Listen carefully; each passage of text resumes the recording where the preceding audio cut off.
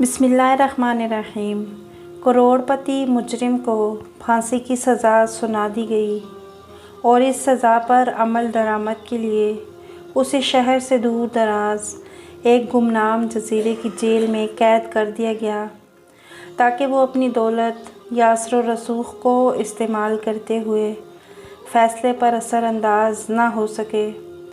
کروڑپتی مجرم نے اس جزیرے میں ہی قسمت آزمائی کا فیصلہ کیا۔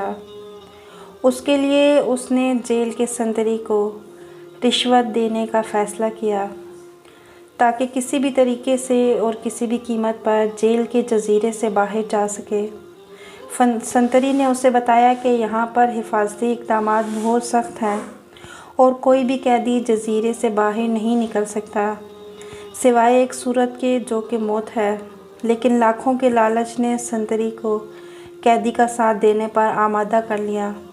اس کے لیے سنتری نے ایک عجیب و غریب طریقہ نکالا اور اس کروڑپتی مجرم کو بتا دیا جو درج ذیل ہے۔ سنو، جیل کے جزیرے سے صرف ایک چیز جو بغیر حفاظتی انتظامات اور تفتیش کے باہر آتی ہے وہ ہے مردوں کا تابوت۔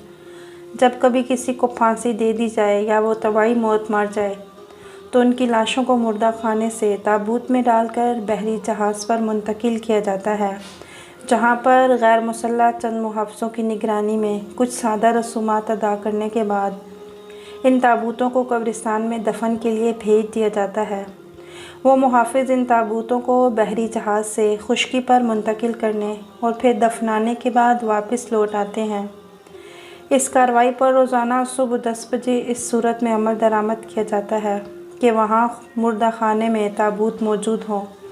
آپ کے فرار کا واحد حل یہ ہے کہ اختتامی لمحات سے پہلے آپ کسی طرح ایک تابوت میں پہلے سے مردہ شخص کے ساتھ لیٹ جائیں۔ معمول کی کارروائی اختتام پذیر ہو، بحری جہاز سے آپ زمین اور زمین سے قبرستان پہنچ جائیں۔ وہاں جا کر تابوت کو دفن کر دیا جائے۔ جیسے ہی عملہ وہاں سے واپسی کے لیے نکلے تو میں ہنگامی رخصت لے کر آدھے گھنٹے کے اندر اندر وہاں پہنچ کر آپ کو قبر اور تابوت سے باہر نکال لوں۔ پھر آپ مجھے وہ رقم دے دیں جس پر ہم نے اتفاق کیا ہے اور میں چھٹی کا وقت ختم ہوتے ہی جیل واپس چلا جاؤں گا اور آپ غائب ہو جائیں گے۔ جو آپ کی گمشدگی ایک معمہ ہی رہے گی اور اس معمے سے ہم دونوں کو کوئی فرق نہیں پڑتا۔ آپ کا کیا خیال ہے؟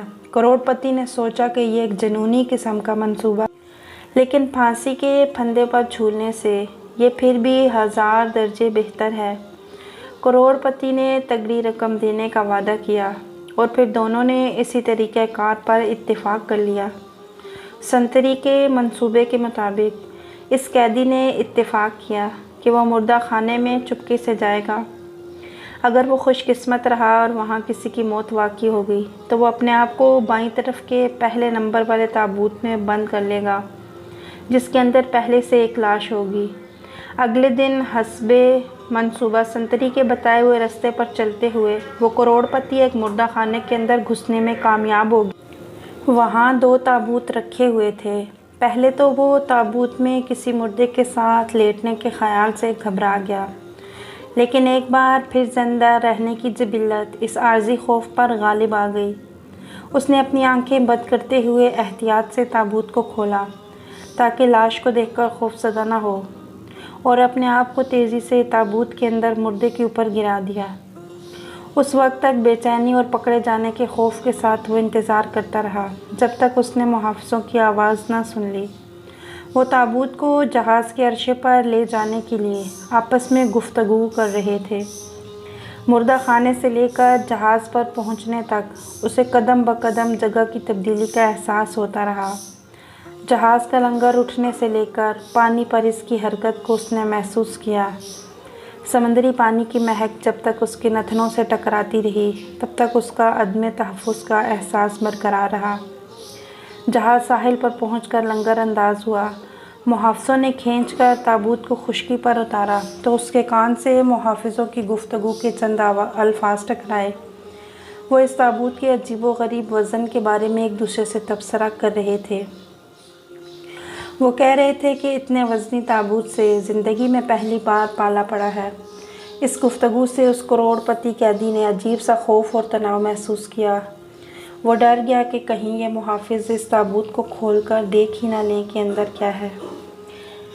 लेकिन फिर उसका डर ख़त्म हुआ जब उसने एक मुहाफिज को लतीफ़ा सुनाते हुए सुना, जिसमें वो ज़्यादा वज़न वाले कैदियों का मजाक उड़ा रहा था।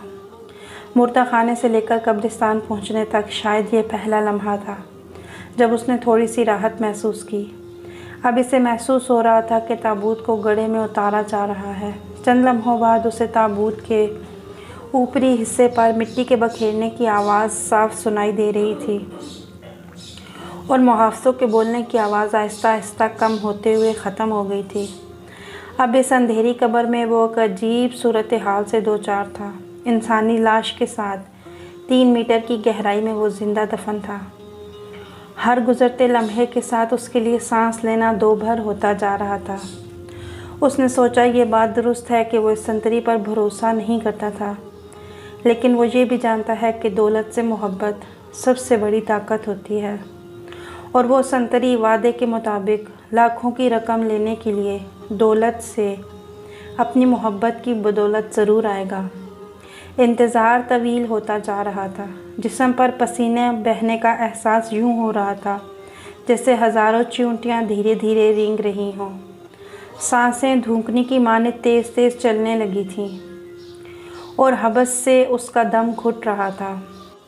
ख़ुद को मुतमईन करते हुए वो कहने लगा, बस मज़ीद 10 मिनट की बात है, इसके बाद सब कुछ ठीक हो जाएगा और वो दोबारा आज़ाद फ़िज़ाओं में सांस लेगा और एक बार फिर रोशनी देखेगा। सांस लेने में दिक्कत के बायस अब वो मुसलसल खांसने लगा था। मज़ीद 10 मिनट गुज़र गई। इस कब्र में ऑक्सीजन ख़त्म होने वाली है और वो संतरी अभी तक नहीं आया। इसी सोच में था कि उसने बहुत दूर से कदमों की आहट सुनी। इन आवाज़ों के साथ ही उसकी नब्ज़ तेज़ हो गई। ज़रूर ये वही संतरी होगा। आखिर वो आ ही गया। आवाज़ करीब पहुंचकर फिर दूर होती चली गई। उसने महसूस किया कि उसे हिस्टेरिया का दौरा पड़ रहा है। उसे ऐसे महसूस होने लगा जैसे लाश हरकत कर रही हो। साथ ही उसने तस्वुर में देखा कि उसके नीचे दबा हुआ मुर्दा आदमी उसकी हालत पर तंज़िया अंदाज में मुस्कुरा रहा है। अचानक उसे याद आया कि उसकी जेब में माचिस की डिबिया है और तीली सुलगाकर वो अपनी कलाई पर बंदी घड़ी में वक्त देख सकता है। संतरी के वादे के मुताबिक कितना वक्त गुजर गया था और कितना बाकी है। उसे उम्मीद थी कि संतरी के बताए हुए वक्त में से अभी चंद मिनट बाकी होंगे। जब उसने तीली सुलगाई तो ऑक्सीजन की कमी के बायस मध्यम सी रोशनी निकली। शोले को घड़ी के करीब लाकर उसने देखा तो पता चला कि 45 मिनट से ज़्यादा का वक्त गुजर चुका है। घड़ी में वक्त देखकर अब वो हकीकी मानों में खौफज़दा हो चुका था। मलजगी रोशनी में ऐसे महसूस हुआ कि उसका चेहरा मुर्दे के चेहरे के बिल्कुल करीब है।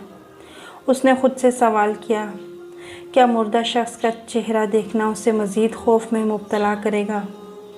तजस्सुस और खौफ के साथ उसने अपनी गर्दन मोड़ी, शोले को लाश के करीब किया और दहशत के मारे उसकी रीढ़ की हड्डी में सर्द लहर दौड़ गई। मरने से पहले उसने देखा कि ये तो उस शख्स का चेहरा है जिसे ज़िंदा देखने की उम्मीद में वो यहाँ दफन था। वो उसी संतरी की लाश थी जिसने उसकी मदद को आना था। वीडियो कैसी लगी हो कमेंट में ज़रूर बताइएगा और मज़ीद ऐसी अच्छी वीडियोज़ के लिए चैनल को सब्सक्राइब कीजिएगा। शुक्रिया।